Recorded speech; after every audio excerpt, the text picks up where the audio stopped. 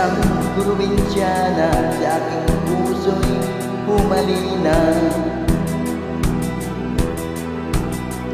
Ang ugali niya ay parang mayat clara, hindi agad makakamit ang kanyang pagsinta, kailangan pang suyuin siya.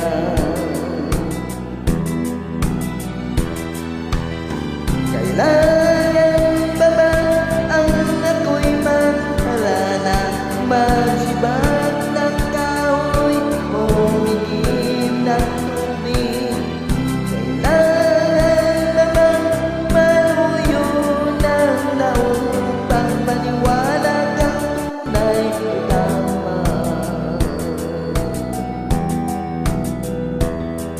Nahabang panahon ang aking pinagdiin, bang makamit ang kanyang pag-ibig, di rin pansin ang hirap ng aking damdamin.